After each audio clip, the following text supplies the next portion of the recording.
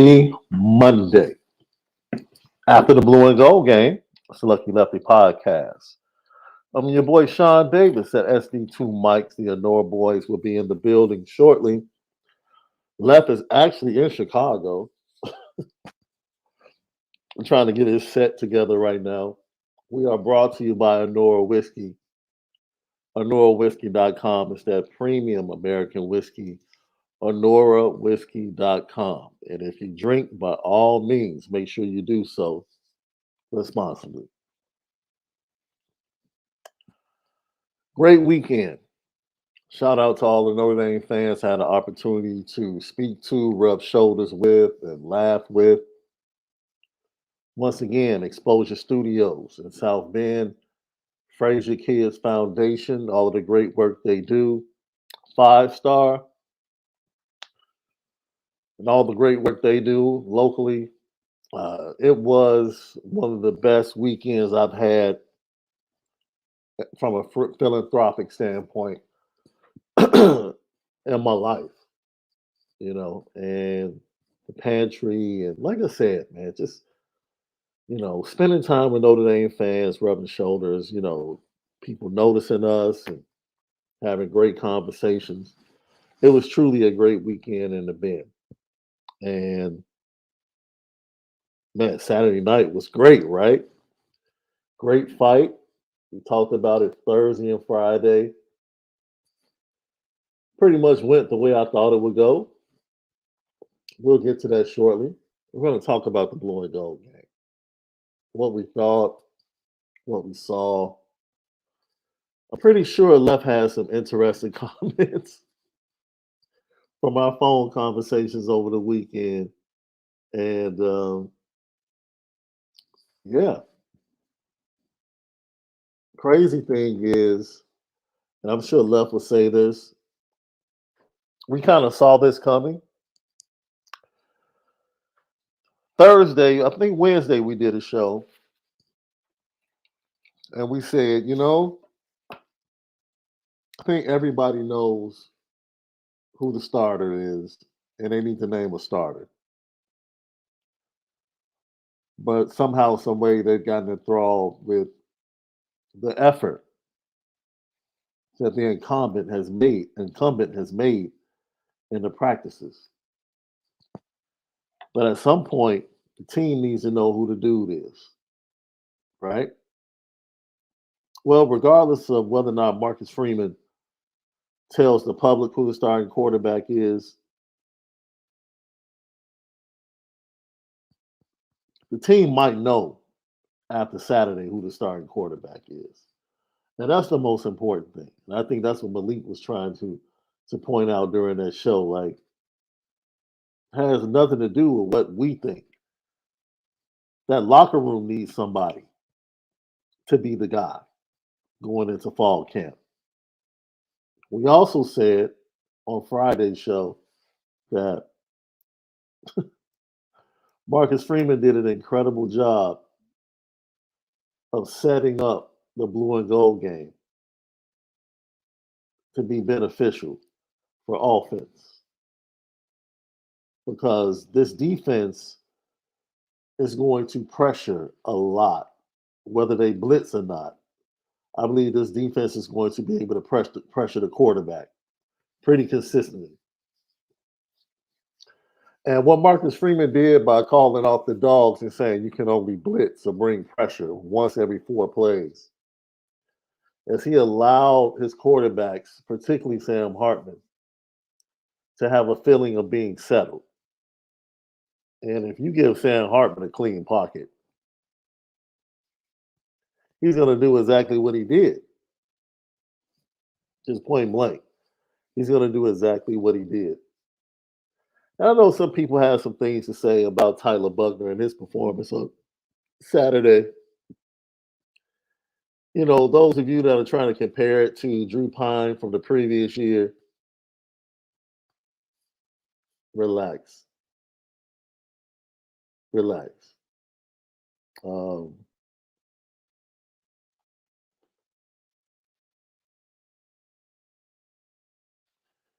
So it should be interesting. I'm going to start off today's show. First of all, let me get to this. YouTube, the thumbs up, smash it. We appreciate you. Helps with the views. Subscribe to the channel. Leave your comments out after the show. We'll respond to them all. Apple Podcasts, Spotify. For the audio edible we give each and every day. CFB Nation, in conjunction with Irish Breakdown, all of our great content. CFB Nation is not just Lucky Lefty Podcast. Ryan Roberts, Rise and Draft. Tap in this week leading up to the first round on Thursday night. Also, CFB All American with their great shows on a weekly basis. Tap in. We'll be building more content, creating more shows throughout the summer. It's the Lucky Lefty Podcast, home of the misguided passion. You already know we spin it different. So I'm trying to go down the list of some of you guys' great comments about the game. Yes, I'll get to the Lorenzo Styles. Really wasn't a saga, just a situation.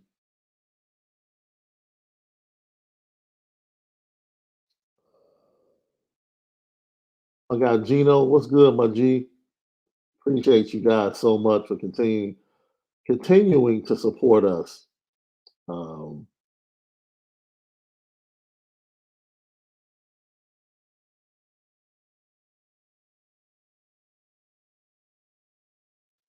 okay, start with Ryan Loftus. He says, "What's good, LL? Anyone heard anything new about Justice Scott?" This is funny because Ryan Roberts was actually hitting me up leading up to the Blue and Gold game, asking me about Justice Scott, and it was funny because when he asked me, I said, um, "Yo, he never said he was coming to the Blue and Gold game. He said he would look into it, and it would be based upon his schedule."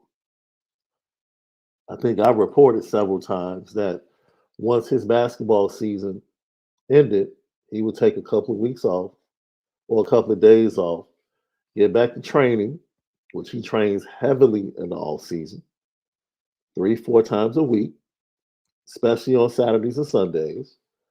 And he got down to Notre Dame early in April, had a great visit, talked about it, talked about how much he loved it, talked about how much his mom loved it, and how much of a mama's boy he is, and how it'd be tough for him to move away from her.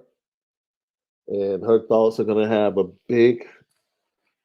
to be a big part of his decision, which went right along what I've been saying for over a year. You know, like, I just don't see him leaving the Midwest. But he also said when he spoke to me right before the end of his football, he said, "Man, I'm gonna rest, and then I'm gonna start taking my visits." He went to Notre Dame. He's gone to Miami. I think he has USC on the docket coming up, if I'm not mistaken. He's already been to Michigan unofficially. He's already been to Ohio State unofficially prior to the off season.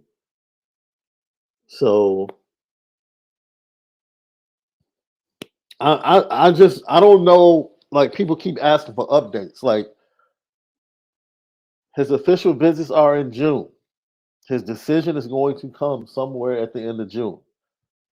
What else is there to talk about? He's taken official visits. He's been in Notre Dame. He's going to go to other schools on official visits. Notre Dame is going to get one of his official visits in June. You can book that. He only has 2 on the books right now, which are Georgia and Ohio State, and that's really it. He's he's working.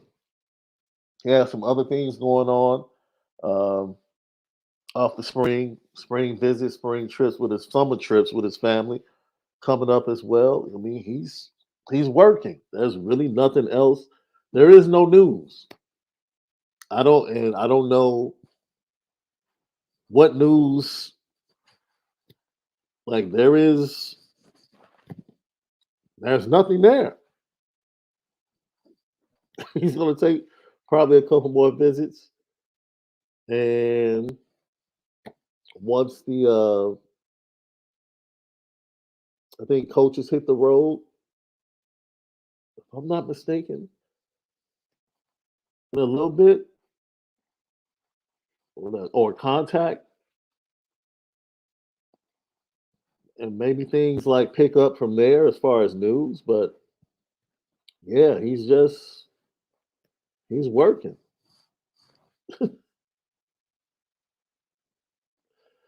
I don't know who said that he would announce by May when he had visits set in June.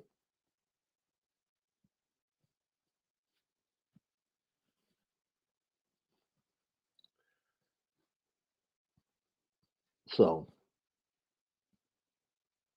I jokingly did ask him after his visit, uh,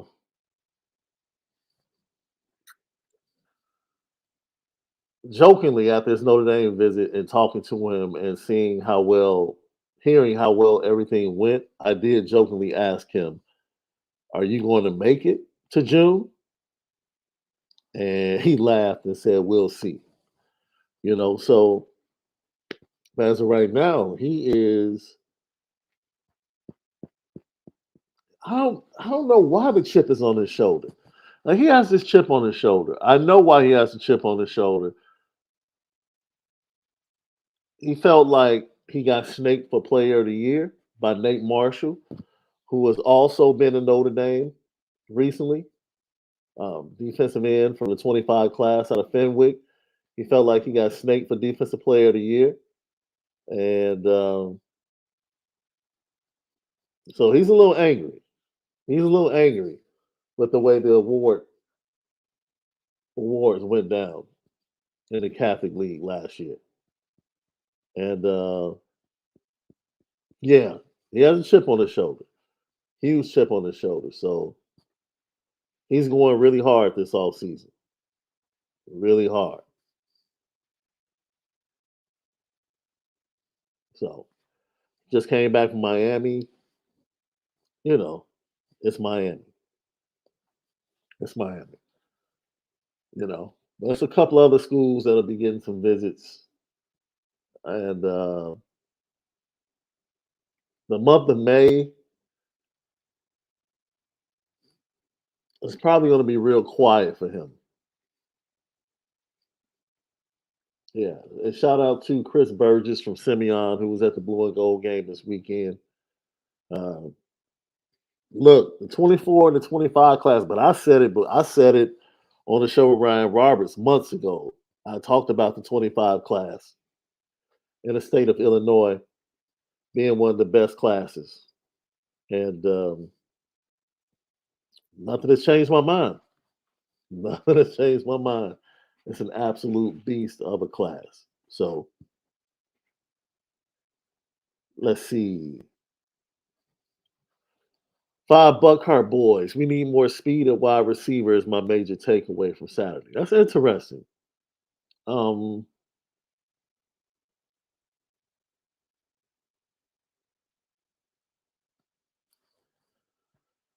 I I would agree and then disagree. Braylon James is really fast. Tobias Merriweather is really fast. Chris Tyree is fast, might be a little more quick than fast, but in that slot position, he moves at a pretty good rate. Jaden Thomas, look, I know one thing. I don't need to see Jaden Thomas on the end around ever again. Can we please not see that? Jaden Thomas does not need to run end arounds. Let him do his thing all over the field. Great post route that he ran. But I understand. The bigger question is, are you comfortable going into the season with Jaden Thomas being the number one receiver? Like, how do you feel about that? And maybe that's what that feeling of more speed comes from is that the speed guys are not yet the number one guys. They're coming, but they haven't become the number one guys. And the number one guys are more of your possession, bigger receivers. And Jaden Thomas, even though he's put on muscle, does look a lot more nimble on the football field. He does look a lot more nimble on the football field. Um, Cam Williams brings. Cam Williams is fast. He is SEC, Pac-12. I don't care what conference you want to talk about. He's flat out fast. So the speed aspect from a recruiting standpoint is going to continue to improve at that position.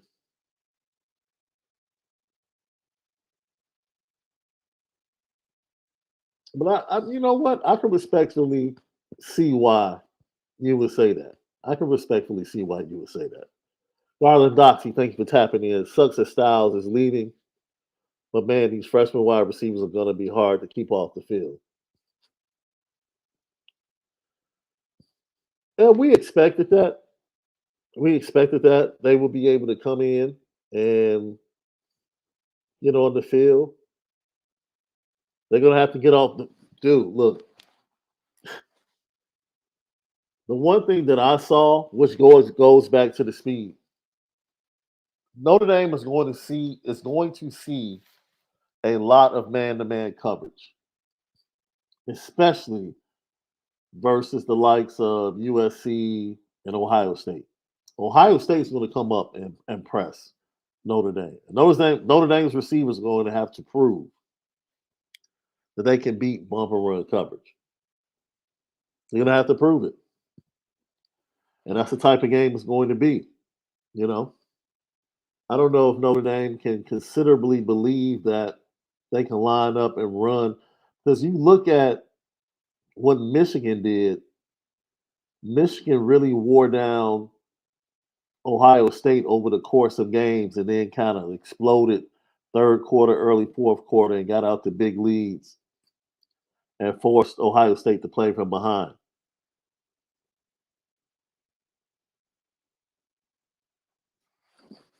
That's going to be a tough task. It's going to be a tough task.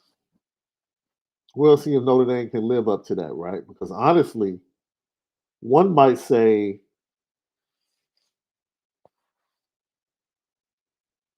that the offensive line unit that was protecting Tyler Buckner, which was made up of majority starters, didn't exactly do a great job at certain stints on Saturday as far as protection and picking up stunts and twists, which was interesting because I saw them extensively work on that in practices. So it was yeah, it was amazing, man. It was amazing. Let's see. You know what? Let's get to this before we dig deeper into the game. Jay Lamont, he says Zoe was tripping for leaving. Jay Lamont, stop, man. No kid is tripping for leaving. Stop, because you don't know what I know, and I don't know what everybody else in that building knows. This was not a simple depth chart situation for this kid. So everyone talking about he's scared of competing and this, that, and the other had nothing to do with competition. Nothing to do with competition. For this young man, it was about, in his mind, feeling disrespected and not feeling valued anymore by the coaching staff.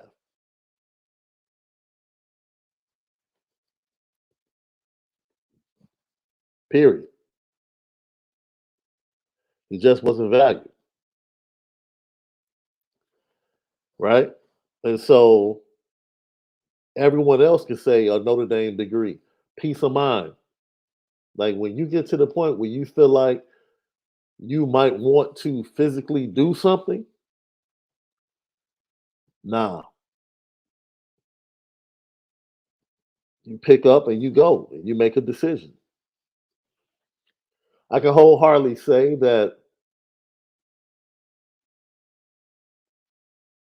after speaking, I can say it. He doesn't care. After we recorded, I had an opportunity to chop it up with sources very close to Lorenzo Styles. And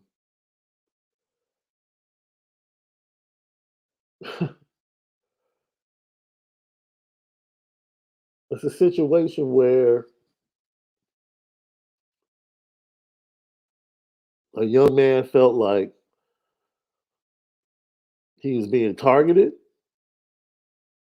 A young man felt like certain things were being said and done to him purposely. He tried to fight through it. I would venture to say that he wasn't the only one inside of that room that went through something along those lines. And he aided and assisted others that went through tough times. And when his tough time came, he didn't feel like he got the same aid and assistance in his situation, which is unfortunate. So you're going to hear people say, you know, he was tripping or man, he was bugging towards the end. And to be fair, based upon certain things that have happened, I wouldn't agree with certain steps or certain things that were even done or said. But yet, still, I'm not here to judge anyone on what certain triggers may or may not lead to that type of attitude. So, what you had is a young man who lost confidence, took full accountability for the way he played last year, and tried to do things. He tried to go about doing things the right way and tried to go about recovering his confidence and recovering his place in the wide receiver room the right way. He was encouraged by his family to do it the right way. And he went about that. And in the midst of trying to do it the right way, he wasn't happy with the way he was treated, wasn't happy with the way he was spoken to.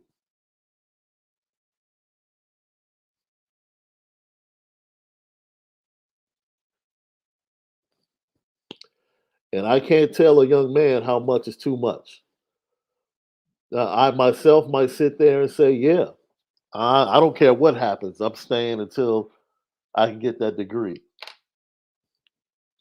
But when it gets to a point where, in spite of how you're being advised, when it gets to a point that you're being advised by those close to you to go ahead, make the change, lock in with Coach Mickens, you know Coach Mickens is going to take care of you. You know you're going to be able to do your thing in Notre Dame in that position. But you make the decision. You have that much vitriol in your heart based upon what is taking place that you feel like you don't even want to be in the same building with individuals. That says a lot. That says a lot. And this is me being fair to both sides of this because in the midst of this, I do think it got to a point where he probably should have made the decision earlier. And he got to the point where his attitude and the way he was moving probably was being seen as a problem.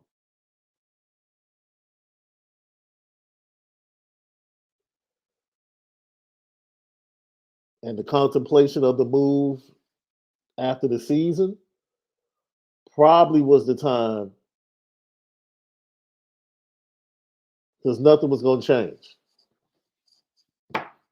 He felt the way he felt. Other individuals felt the way they felt. It is what it is. You move on. You know, I guess conversation took place on Thursday, and then his dad was scheduled to come up on Friday and speak, and be it so. But by the time his dad, you know, basically Lorenzo's mind at that point had been made up. So um, yes, him dropping down on the depth chart is connected to last season. It's also connected to the ascension of Jaden Thomas and the way he's played. Some other players, Deion Cozy came back from injury last year, was very productive. And, he's trying to recover and get back to the place where he was. And I watched two practices this year where he made some incredible catches on the sideline and was admonished by coaches that he made great catches. And everything looked like, okay, both sides might be able to move on and things are better. But for whatever reason, you know, it is what it is. And it's the best thing for both sides because when someone has that much vitriol from someone in the building, it's just not good for that individual to be there. It just is. It just is. And he understands that. Um, yes, and once again, the people advising him wanted that degree. They wanted him to get that degree. So this was a decision strictly made by Lorenzo Styles based upon how he felt and how he felt like he was no longer truly appreciated. And uh, you're going to hear players come out and defend him, and then you're going to hear rumblings from players that are going to say he was a problem based upon certain things that happened.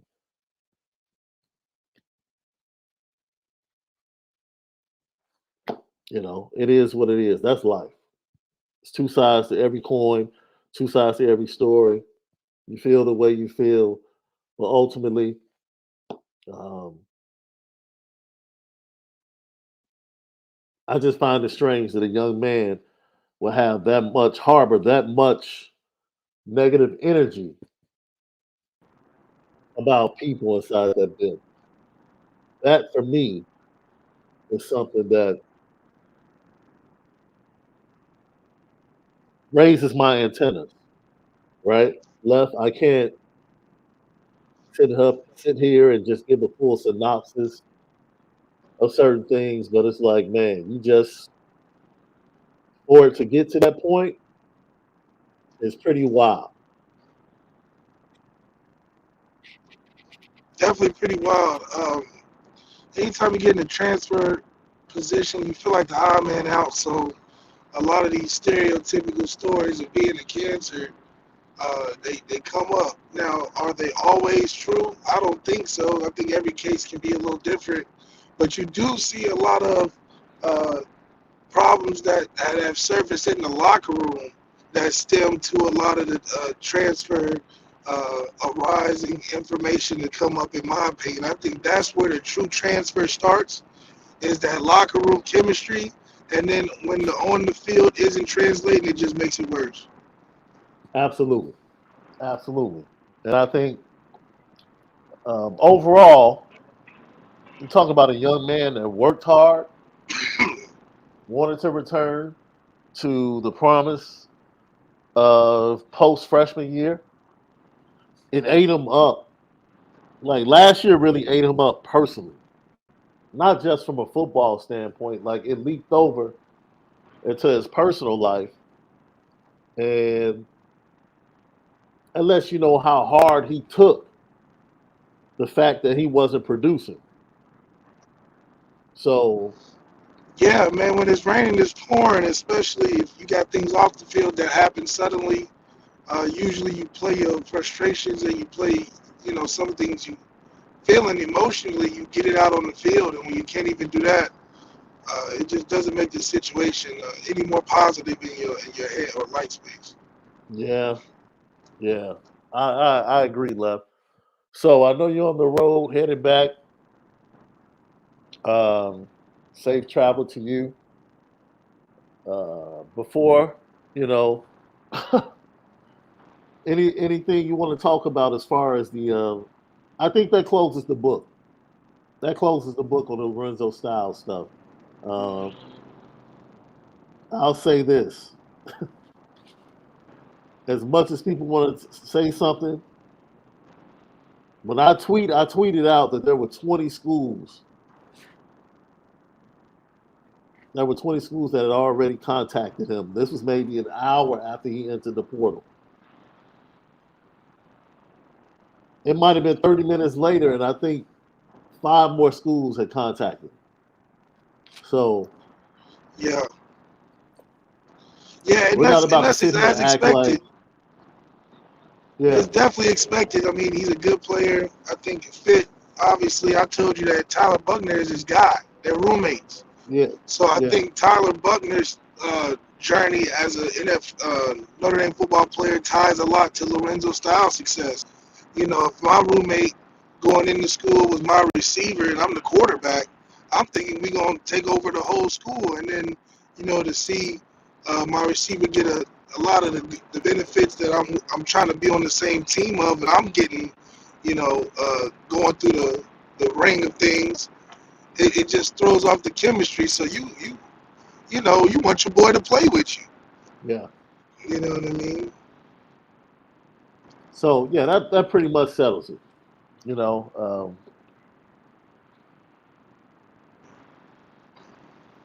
I just hope that these narratives that people try to put out, you know, which is it's funny to me, you know, just sharing and hearing things over the last 2 or 3 days. Like, he had become a problem, this, that, and other. At this point, based upon certain things, I bet he had become a problem, because there's only so much as a young man that you're going to take, because you respect those on staff, but there's only so much you're going to take when you feel like you're either being disrespected or misled or lied to or things along those lines. So once again, the eye opener for me is that you have a young man that knew he would be appreciated in making a move, but got to the point that he no longer wanted to be in the building because of certain things and certain individuals. And that lets you know that right there had gotten to a certain point that it just should have never even gotten to that point. It just shouldn't have. And I wish he had made the move after the season when he was originally contemplating it, rather than going through that and wishing and hoping that things can improve under advisement, only to recognize that or feel like things had not gotten any better. Right, right, right. So, what stood out for you on Saturday? I think what stood out to me is kind of what we expected from the aspect of we know where our strength is going to lie, and what we did in the offseason from some of the moves, particularly the Sam Hartman move, you can see that we definitely got something different than what we had in the QB room before. And you start to see a couple more guys make plays. Obviously, Salerno finds his way in the end zone somehow with all this talent around us to make plays for the team. But I liked what I saw overall. I mean, I just wish it would be more points scored for the blue team. The offensive line for the blue team was but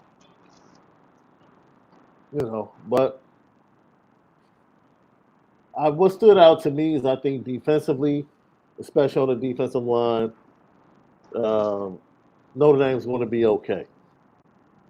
Yes. I think Notre Dame's going to be okay. That was the big worry for a lot of people, like the defensive line. And I sat there at the pro day and saw the test results, and I said to myself, you know what? Notre Dame's just fine. Notre Dame's just fine. Isaiah Foskey is who he is, but from a depth standpoint, I think they're going to be fine. And you see Jason Onyé, you saw Tyson Ford make plays, you saw Junior Tuilamaka make plays,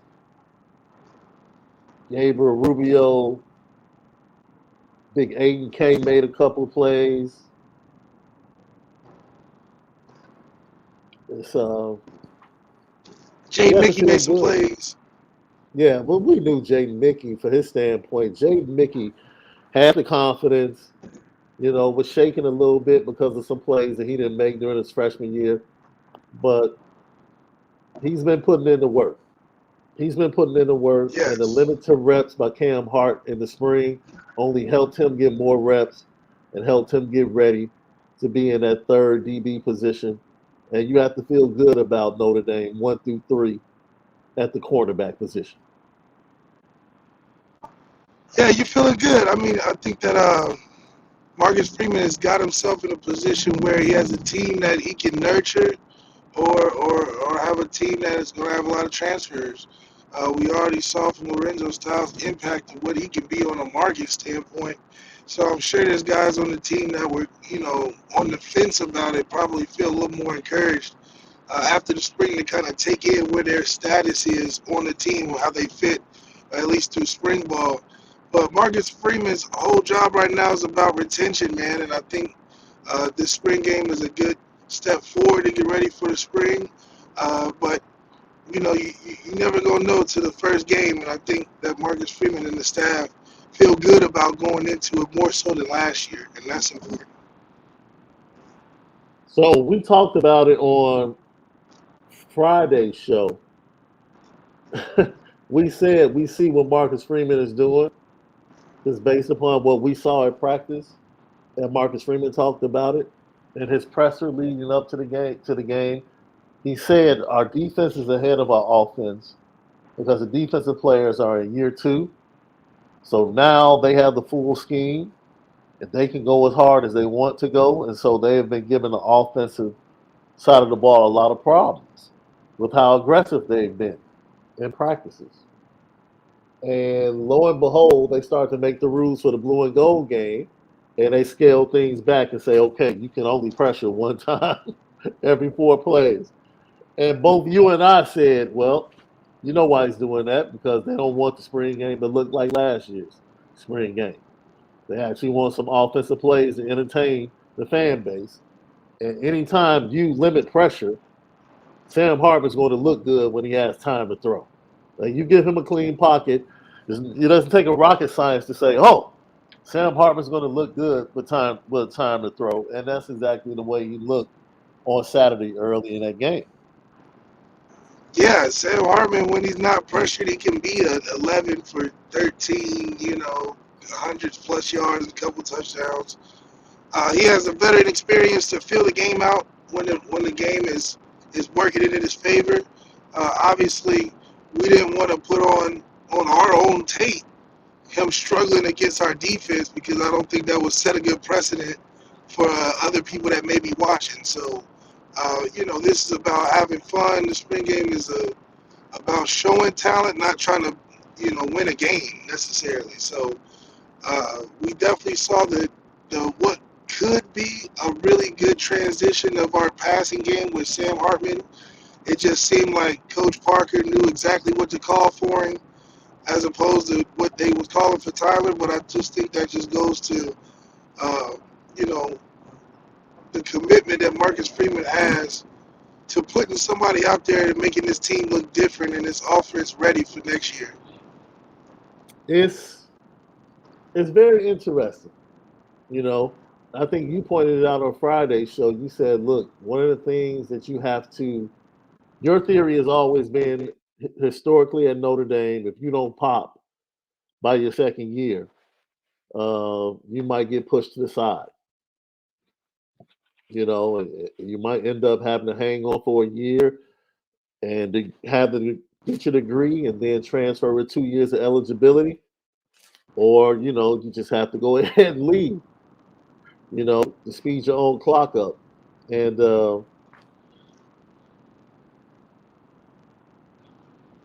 another thing you said is, hey man, it took them 4 years to figure out how to use Chris Tyree. So that's that's something else in the back of your mind, like man. So hopefully, like I love Jaden Thomas, but I don't ever want to see Jaden Thomas on the end around ever again. That is not his game. It's not. Stop. If you just want to get the ball in his hand, throw him a quick screen, put him in different positions on the field and formations, and let him go to work. But that end around, stop. That's not Yeah, his game. that's a Chris Tyree thing. Man, Chris Tyree, one of the freshmen, anybody, right? That's just Yeah, not his game, yeah. man. That's just not. And I understand feeling like somebody is a game breaker. I truly believe they feel Jaden Thomas is a game breaker, and they want to get the ball in his hands as much as they can. But that's not one of the ways. Yeah, and what also makes it so special is that we saw some of the freshmen like Jordan Grayhouse out there making some catches, and they almost look like the same size. And I think, for a guy like Sam Hartman, range is important for these receivers. That's why JT, a Deion Cosley, a Jordan Grayhouse would be great because now you have the range to be accurate with. The one thing he's good at is at least being kind of accurate. So for him to have the range with these big bodies, I think JT is a number one target type. But JT is not the speed demon that we also have on the team in other positions and other spots. So as a number one receiver, JT seems to be for us. I think it's going to be more important to play him how we played number one receivers on the outside. We had a listener bring up earlier that their takeaway from the game is that there might be more speed needed at the wide receiver position. What are your thoughts on that? I think he definitely has a case. I mean, we were recruiting guys like Caleb Smith that was 6'2", 240. And we was towing a thin line when we started getting got the tall, you know, tight end sort of receivers like Miles, and then we get a EQ, but we had the freaks of those levels, those archetypes, the 6'5" running a 4.4, Chase, Yeah. EQ, Miles, Tobias. But unfortunately, sometimes you're gonna get some of those same body types that are gonna be a little more of a possession receiver like a JT. We started going away from the Braden Lindsey's and started going with height. And I just think it's one of those things we definitely can use speed because I can't think of one guy in the receiver room that I'm taking over any fast dude from Alabama. I think we Yeah. do need at least one barn burner. We got a bunch of really good football receivers, football players. It's crazy because, it's funny. Remember I said after the season that on one of our shows that AJ Henning was going to be in the portal, and everybody was like, "No, I don't think so. Why did he leave Michigan?" And I'm like, "Just wait. He'll be in the portal." And so I saw somebody say Josh Gaddis out recruited Notre Dame for Henning. No, he didn't out recruit Notre Dame. Notre Dame just did a terrible job. Notre Dame hardly recruited AJ Henning. I mean, we just gonna keep it a buck. They did a horrible job Yeah. on AJ Henning. Horrible. So will he come? I'll be honest with you, man. I've heard. I just talked to one of my guys I expect Notre Dame to possibly get a visit. I fully expect Illinois to get a visit from AJ Henning, and I think USC might be on his radar as well. Mm. So it'll be interesting. Well, he It'll be definitely would be interesting. he'll definitely be a 1A or 1B number one receiver day one. I think it would fit uh, a lot to what Sam Hartman could be productive with. I saw a lot of curl routes out there, a lot of hooks, and a lot of 6 yard under routes.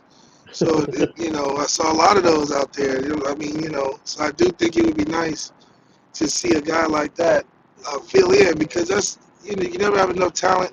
I know Chancey Stuckey getting a chance to see him this weekend, and he was excited about the guys coming in that have a lot of speed, like a Cam Williams, and which they do, and even the young guys that are even freshmen now that have speed, but they're kind of young. But what about the guys that are ready to play right now? That's the speed that we have to overcome or find a way to put on the field. And Chris Tyree transitioning can't be the fastest, best speed dude we have because that just Right. shows that we have a long way to go at having a bona fide speed at the receiver position. Hey, Lucky Lefty Podcast, Apple Podcast, Spotify, CFB Nation, in conjunction with Iris Breakdown, we give you the audio edible each and every day. Home of the Misguided Passion. Go to YouTube right now. Hit the thumbs up. We greatly appreciate you. Most of all, subscribe. It's the Lucky Lefty Podcast. You already know we spin it different. One of the defensively, I think you have to come away from this game feeling like, okay, all right.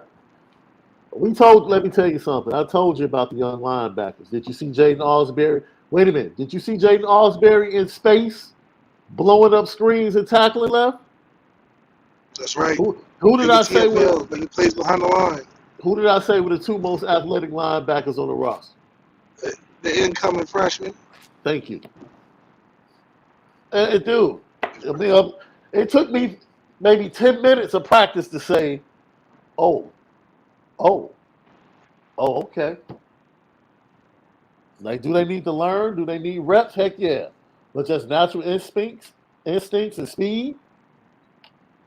Yeah, you Yeah. can see it in the drills. You can see I it in the didn't drills. I didn't need to watch a full 2 or 3 practices. It's just like right there in front of your eyes, like, oh snap.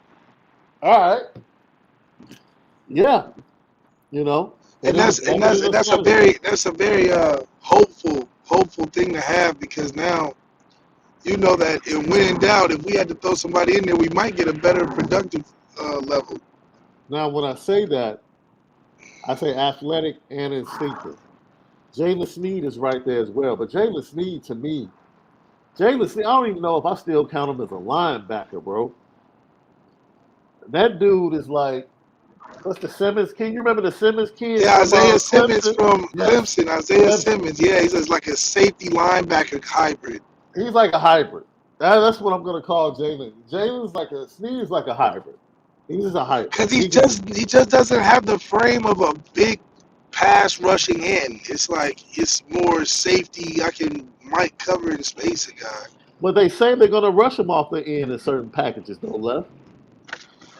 I would just want to be a little bigger, just a little bigger. But from a physicality standpoint, man, I mean, you could do so much with a kid like that.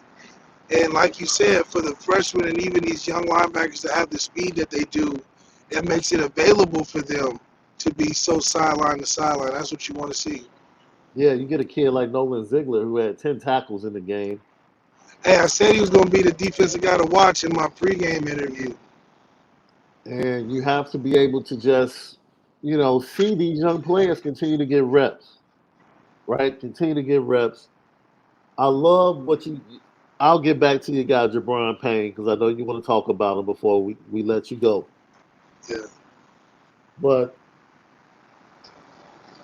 defensive line is a surprise at this point for most fans. Linebacker is pretty much okay. We knew these youngsters were coming. We knew they were more athletic. Now it's time to see them produce, get on the field, and make an impact. Defensive backfield, bro. If Jay Mickey is about to become a dude, and you already have Benjamin Morrison is chasing down plays in the backfield, bro. Like, I'm like, okay. Because you want to ask, like, what is he going to add to his game? The physicality might be something that Benjamin Morrison adds to his game and take him to the next level. But that defensive backfield, even though we didn't get to see Christian Gray, who I think would have been one of those players to watch if he had participated in the scrimmage, you feel really good, man. Really good about what the You defensive feel really backfield good is doing. because you feel really good because each of them individually have something that you can point out to that's an elite trait. And yeah, there's things that Ben Morrison can work on a physicality standpoint, but in reality, for what we're asking him to do and with his production at doing it, I mean that's a piece that you can build around. And having that being a young part of the secondary, I just think it makes all those guys that much more better and more confident as a unit, holding up a defense that is coming along in and of itself. And I think it can be something that will stand in the top ranks this year, provided they stay healthy. Absolutely. Super chat from my guy Truman Theodore Dumel. We thank you, my brother. How exactly should we view the blue and gold game? Should we view it more from analytics? Coach Bird's eye view. What should we be most excited about? I would say be excited about the defense. The offense has questions. It's fair to question the speed of wide receiver. The offensive line, I mean, look, there were some struggles at certain points, but the offensive line, for the most part, is going to be solid, really good, especially in pass pro. And then your running backs, man. Your running backs are going to be horses. The Notre Dame didn't really run the ball. They didn't have a run game for the blue and gold game. They wanted to come out. They wanted Sam Hartman to have the ability to throw the ball and the receivers go out and be able to make plays. And I will say this. I don't know how you feel about this, Left. So I would be excited. To me, it's another practice, but it was a very controlled practice. And Right. what I mean by that, by saying you can only blitz once out every 4 plays, it was for a purpose to set a certain atmosphere for opportunities. Because when we saw them in normal practices, where the defense was doing their things because of how advanced they are and pressuring, it became somewhat of a problem for the offense. So, take it for what it's worth. There's certain things you have to love, and there's certain things you have to wait and see where live bullets go in the fall.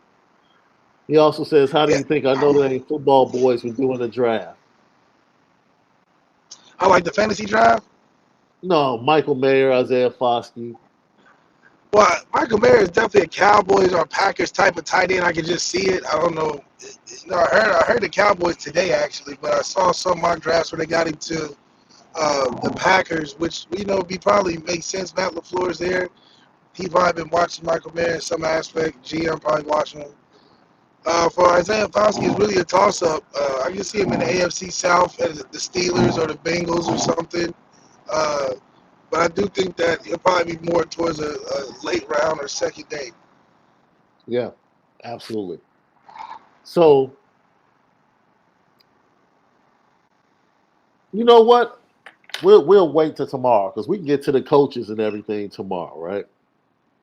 Let's go slip back to the offense.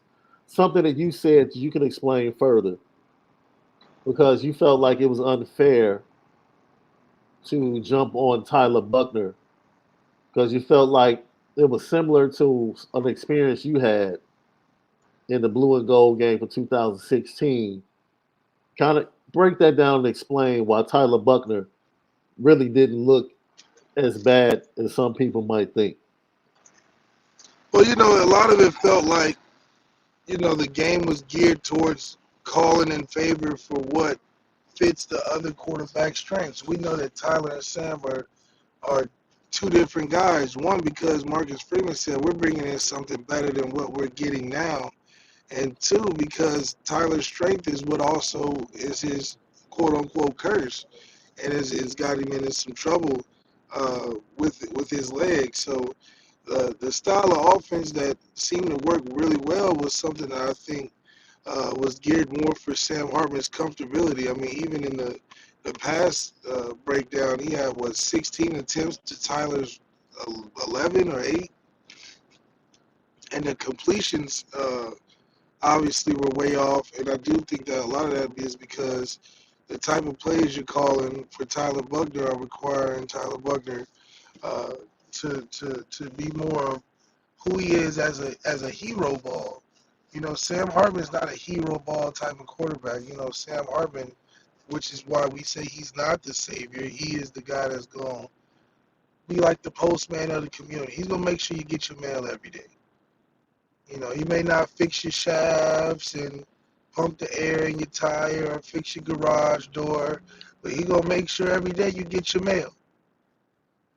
But he's not going to pay your rent. And I think that's something that the staff and a guy like Gerard Parker, who wants to bolster the passing game more and take a stronger stretch out there, when you have a guy like Sam Hartman who gets that type of thing done on a consistent level. He wasn't making like super spectacular wow throws, because that's what hero ball involves. It was just like hit the little hitch route here, hit the little corner route, nice read here. It just looked like everything was just working real smooth.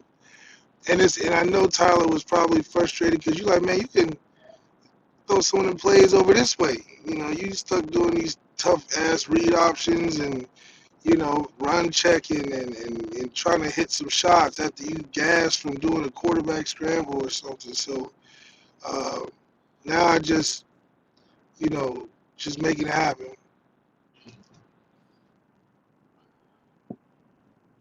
Thank you for the super sticker I got, Mac 10. Appreciate you for checking in with us as always.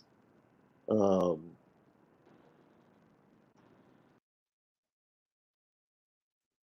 Left is on the road. He's probably in Indiana now. That's why that signal got weak. He's probably crossed over from Illinois to Indiana to see if he can jump back in. Get to some of you guys' comments and questions.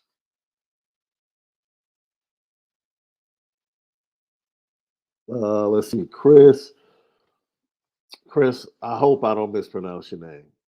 Chris Conover or Conover. If I mispronounced that, I apologize. If Tyler played like Sam, y'all would be saying such different things. Tyler isn't a quarterback; he's just a running back. Get over it. I disagree, and I think this is where people, get defensive, right? First of all, you know, it's it's funny because when we said that Sam Hartman would struggle during the spring at Notre Dame, after everybody had anointed him the savior of the Notre Dame program, which was baffling to me. And then the stories of him struggling against pressure, uh, and Marcus Freeman saying limited pressure in a blue and gold game. Limited pressure. It's like we told you Friday that Sam Hartman was going to look good. We told you that. Now, if you believe Sam Hartman and Tyler Buckner run the same offense, I don't know what to tell you. And what Malik was pointing out is that they called the exact plays for both quarterbacks. They didn't call Tyler Buckner's plays. You didn't see any motions with play action to the boundary or to the field like against South Carolina. You didn't see any of the plays that were successful for Tyler Buckner in the bowl game. You didn't see any of those plays. You saw him dropping back, making reads, and doing things that are more beneficial with Sam Hartman because that's his strength. So Left said that's really not fair because as the play caller, you should be calling plays that fits who that quarterback is. And they never did anything to fit Tyler Buckner and who he was and what made him successful in the bowl game. And it's as simple as that. So you can take from that whatever.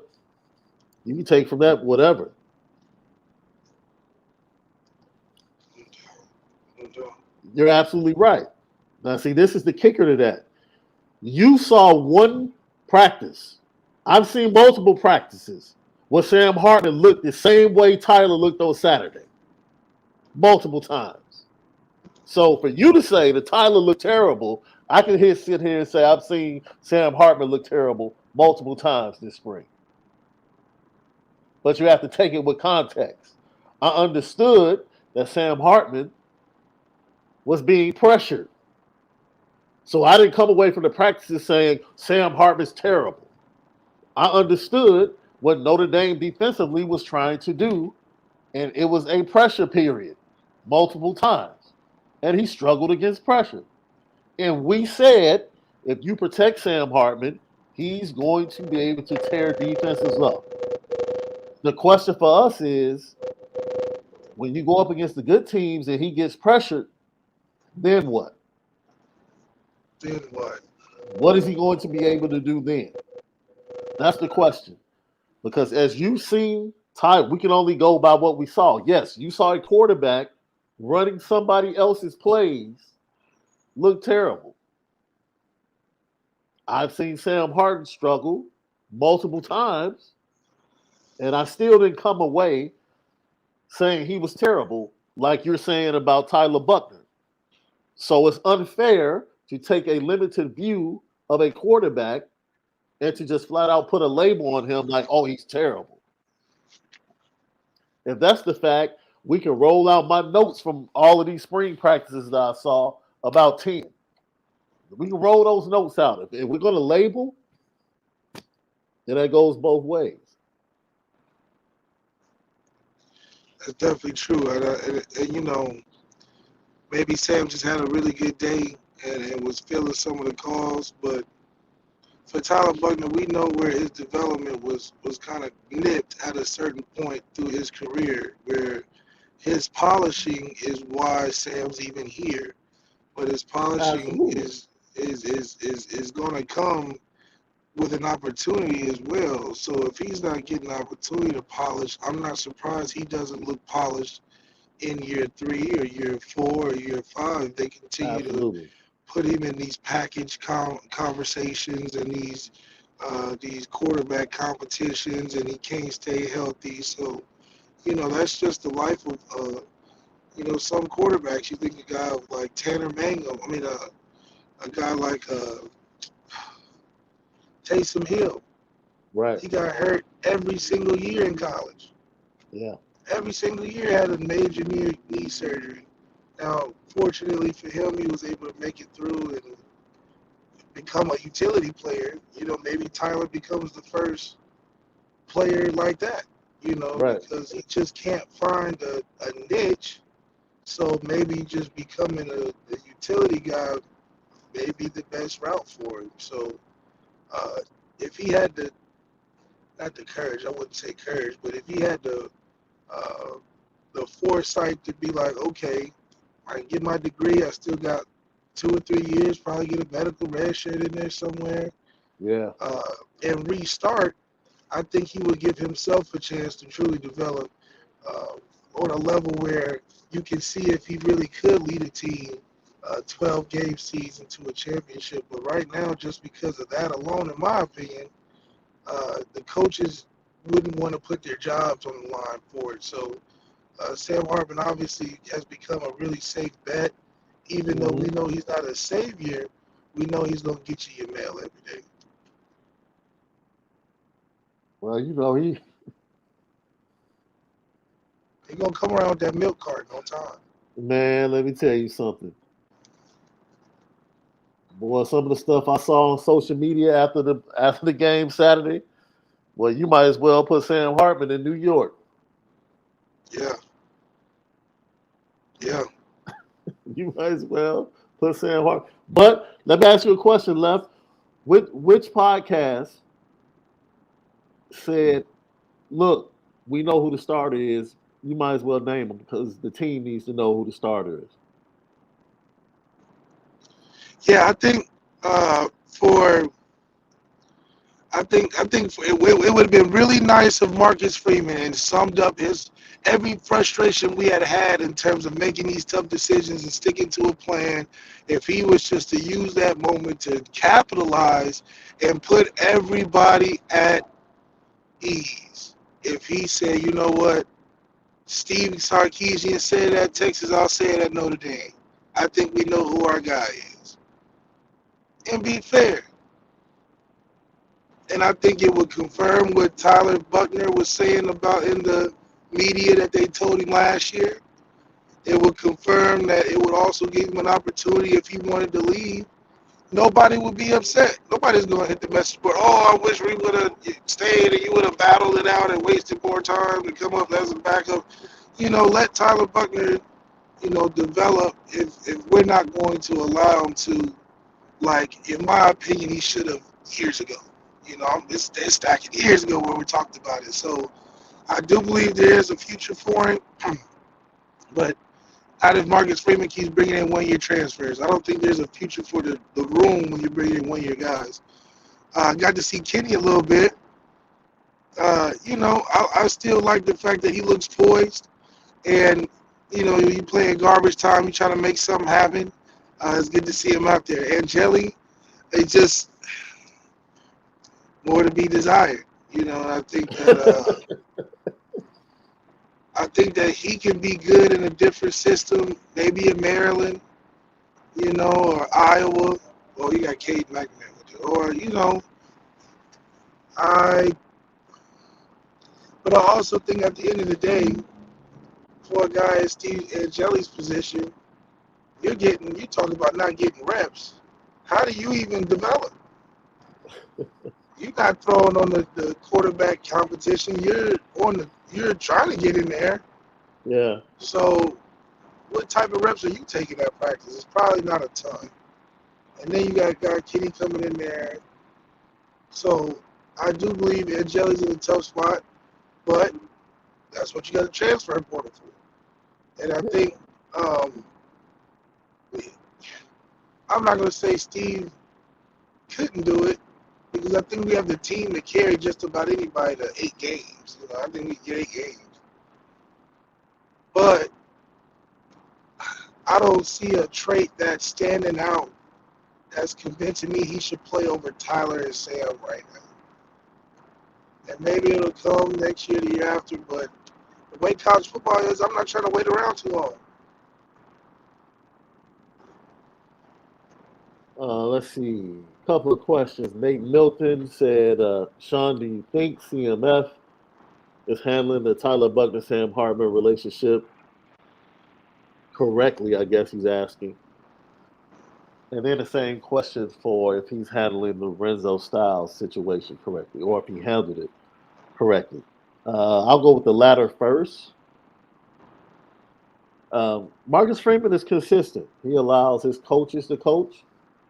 And if there's a problem, he directs his players to go talk to his coaches or talk to their coaches. So it's really not whether or not I think he handled the situation correctly. He is pretty consistent on how things are handled in house.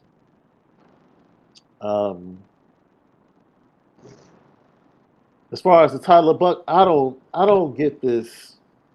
I just don't get it. Like we got a competition. I don't get it. So just because I don't get it doesn't mean that he's not doing the right thing. I just don't get it, especially in this situation. Um, but hey, another super chat. When you say home and the misguided passion, y'all ain't lying. Real talk, facts factory. We appreciate you, brother. Um, Yeah, it's definitely misguided passion because we wanted the team to do so well, but sometimes it sounds like we're not on the team side. And when you give me confusing things like a quarterback competition when that's not what the signs have been telling us, you know, we gotta speak on it. Yeah. Well, we're not scared to speak on it. That's number one. That's right.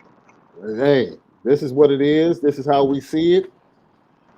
And, we'll be back tomorrow with more opinions and more facts. I mean, that's lucky. Yeah, we can do this every day. Yeah, for sure. That's Lucky Nothing podcast, you know. And like I said, I'm not. Who had that comment or question? Antoine, I got Antoine. Don't you think that the coaching staff pressure on Hartman will only prepare him for teams that will put pressure on him? Teams that want to win choosing their guy, in my opinion. I don't think there's too many teams that are winning a championship this year or looking to or aspiring to that are doing those type of things that we are doing at the quarterback position. You look at Florida State. Florida State was terrible for so many years until what? Their quarterback was supported and got better, and now they're damn near a top 10 team because of their quarterback. Mm. Florida State's been trashed since Jameis. And that's because Jameis was their quarterback. And now they finally got a guy that stuck around long enough, didn't transfer, ended up panning out. And now Florida State's looking dangerous. LSU. Coach Kelly's doing well because of a quarterback. And then, he's taking advantage of his ability to recruit pretty well. I would give him that. And then in an area where we can agree that he can get kids that he couldn't get at Notre Dame. So I do think that we're in a good spot. C.J. Carr was out there. He's seeming to be climbing up the recruiting charts. But, being around him, you can definitely tell he's trying to make sure he goes in with a super stellar class. And he loves Notre Dame. So, and he's tall as heck. I didn't know how tall the kid was. He's pretty damn tall. So, Yeah, Lucky Nothing C.J. Carr is tall. podcast. He just made it out there to the finals left, so you'll be watching him in the Elite 11 finals, along with the other top 11 quarterbacks. When's the last time? Well, I guess Kenny Minchie was the last Elite 11 quarterback to end up in Notre Dame. C.J. Carr. Just last year. Yeah, just last year. Let's see.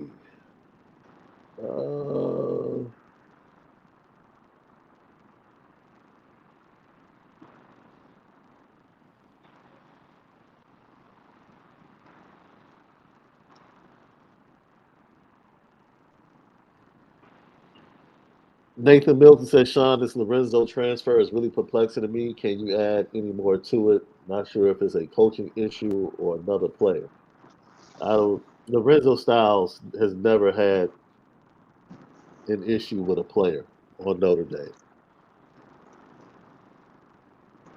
Yeah, Lorenzo's such a to himself kind of guy.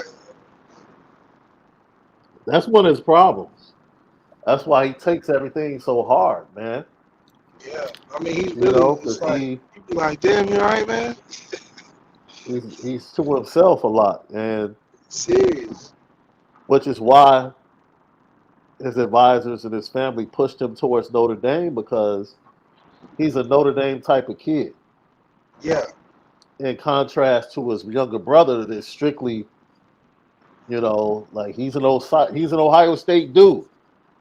Lorenzo's a Yeah. man. He's very charismatic, blends in, gets along with everybody on campus.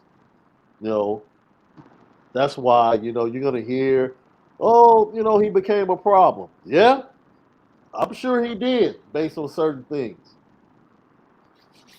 according to sources that we have. I'm sure he did become a problem.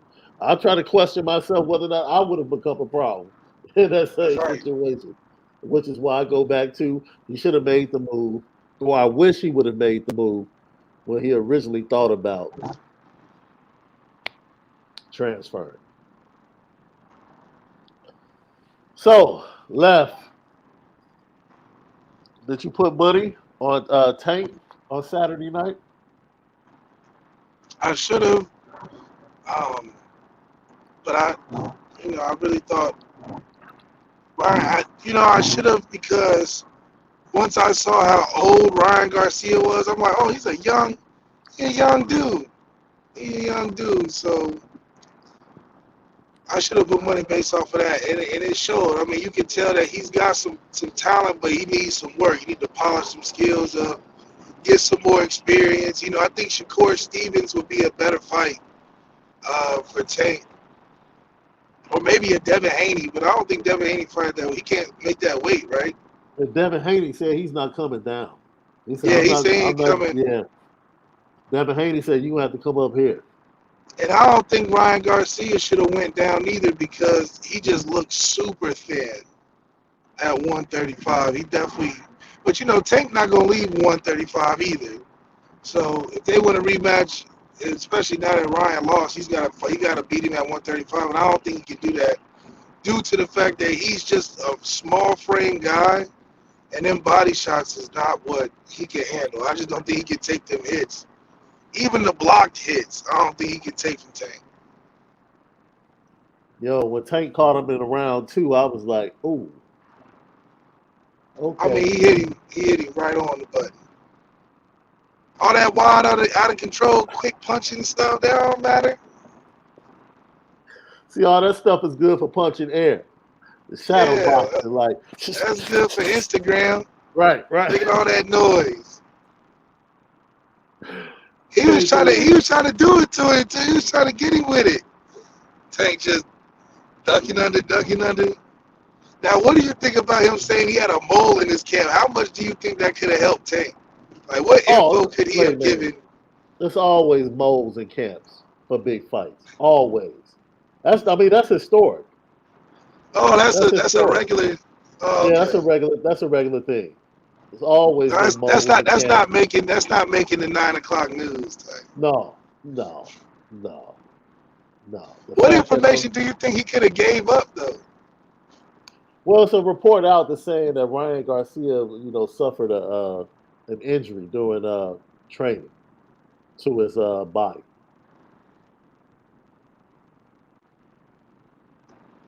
That's something that's floating out there today. So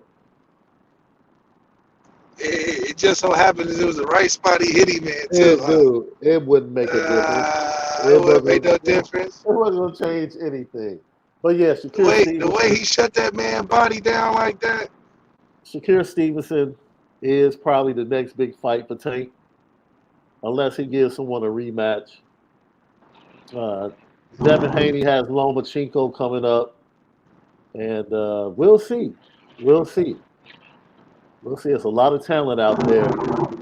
We'll see if they end up fighting each other. Lucky Lefty podcast, man. Let me tell you something. I'm gonna need about 9 games of this Golden State Sacramento series, bro. That series is They absolutely they amazing. barely pulled it off. And Steph was playing good now.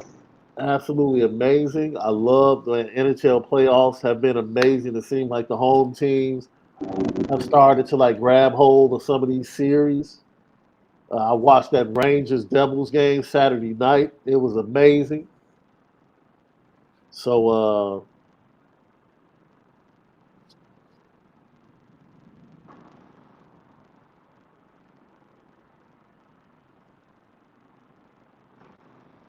honestly, now see, this is interesting. Jay Henry said Tank will fight Haney Loma winner. Lomachenko does nothing for me. Nothing. I don't know why he Yeah, does nothing for me. Dude, he just doesn't. really. And no, he just does. He's a robot to me. I think Haney's going. I think Haney would destroy him. I think Tank would destroy him. I think Shakur would destroy him. Uh, Shakur needs some more wins to convince Tank. Man, look, Shakur might be the best out of all three. If we're gonna keep it funky, You think he the best one? Shakur might end up being the best out of all three. He's a Devin, defensive fighter though. Devin, Tank, and Shakur. Shakur But is a but problem. he's but Shakir's a defensive fighter though. Facts. So he's not, I feel like that's just harder to win in the long run. Tank got 27 knockouts. Golly. Yeah. 27 a lot. It is. 29 wins, 27 knockouts. Facts. Lucky Lefty podcast. Great show. We'll be back, talk more about the coaches, what they had to say. Recruiting weekend was fantastic. Let me tell you something. Notre Dame did a fantastic job with 24 class, 25 class, the legacy kids they had on campus, the Flanagan kid, the young kid, the Bettis Junior. Dude, Notre Dame, they got a commit. They got a 300-pounder along the defensive line from Miami. Look, I can't tell you the last big guy. Was Lou Nix the last South Florida guy? Yeah, that was that big? Probably since Lewis Nix. So, when's the last South Florida D lineman? Yeah. And then the whole mother's kid, 24 defensive end, he commits. Look, Al Washington, hey, you can say what you want to say, but Al Washington, not only did he win on Saturday as the coach of the gold team, but he is starting to change the narrative about himself. Yeah, you're right. PW, you're right. Lou was from Florida, but he was from Jacksonville. So that's up there in the peninsula. But that's still shocking if they got a kid that early to commit. Shout out to Irish Chocolate, man. He had one of the greatest moments in the blue and gold game ever. That's right. Ever. That's right. Coming off my touchdown, by the way. Shout out to my boy. 2-point conversion. He said, "Give me a touchdown, bro." I said, "I got you, bro." You know what time it is.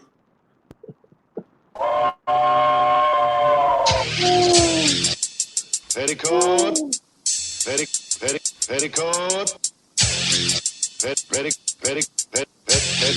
Petticoat Junction. It's time to get petty. Oh, we did a good job executing. Are you upset with something? And fire up the Petticoat Junction train. I just don't like you. You don't? No. What is today's petty history? Petty Junction.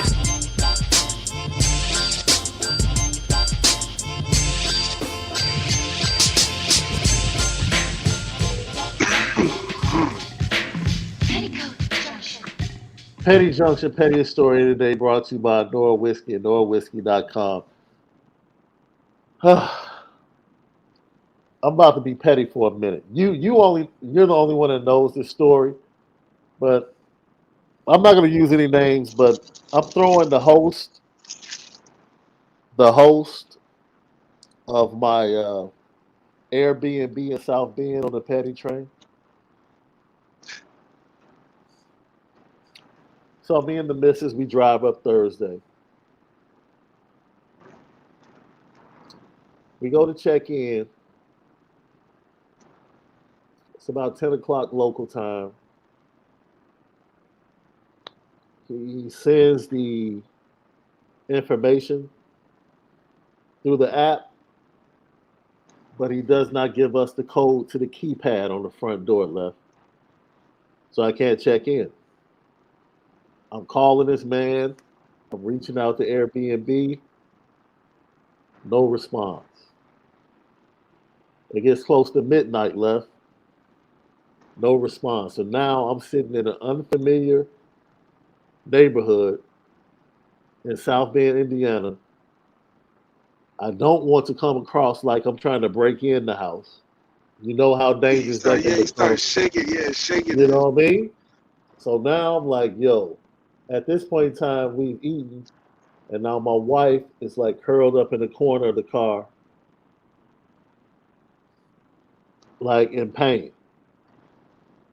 So I finally call Airbnb and I say, look, I'm going to find other accommodations. You and the host, y'all figure that out. But at this point, I just need my full refund. That's right. I pull up at the Embassy Suites across the street from the stadium. And as I pull up, my wife says, "Take me home." I said, "What?" Yeah. She's so man, she's not feeling good. She's so frustrated. To take me home. So being the good husband that I am, I jumped right back on the toll road and I drove all the way back to Chicago and I got her into the bed and feeling good. And she's actually just now recovering today. It was a mild case of food poisoning. I don't want to talk about that South Bend restaurant either, but that's neither here nor there. And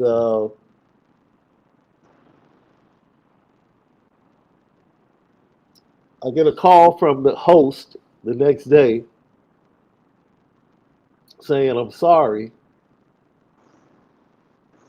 By this time, I'm driving back to South Bend so we could do the show on Friday. Right. And, you know, he was offering for me to stay at the house. But at that point, I was upset. I was done. Just said, man, let it go. And yeah. So to that host, like, man, I got to throw you on the petty train. That's right. That's right. I got to throw you on the petty train. But shout out to Costco, uh, Fraser Kids Foundation, and Exposure Studios for everything. The accommodations that they blessed us with were top notch, Amazing. amazing. We appreciate you guys. And We'll be you know back. who else? You know who else I got to throw on the petty train? Dude. Brian, dude, I have no clue. He never gave a reason. He never gave a reason. He just he just said, I'm sorry. I wasn't able to answer the calls. I was trying to contact him. Airbnb was trying to contact. Oh man. Some people ain't So, built for business, man. you know, but everything ended up okay. That's right. And today's my anniversary. So someone asked me if I was going to be on a Ah, recruiting show with Ryan Roberts. No, it's my anniversary. After this show, I'm done talking Notre Dame. I'm there about you to go. enjoy my wife, enjoy some nice seafood. And you know what? I thought about leaving a bad review, Jason, but I think I'm just man. As long as I got my refund, which I did, look, I'm good. I'm good. Hey, well, But yeah, congratulations on your anniversary, man. Happy anniversary. hey, my golden 24 years on the 24th, bro. There you go. There you Bang, go. bang, bang. All right. Gino said, I give you mad props for jumping back on that toll road. Hey, man, I'm a wise brother, bro. I'm a wise brother. It was a look in her eye. I was like, okay. Yeah. Yeah. I missed the So, look this weekend my damn self. So I don't even want to go into it.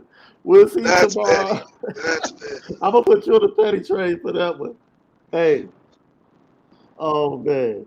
For my boy Left, I'm Shaun Davis, man. We bid you adieu until tomorrow when we'll talk more about the coaches and what they had to say about the game. Have a great Monday. But most of all, you got to make sure that you spend it different. Left, get home safe, boy. All right. Appreciate you. All right, boy.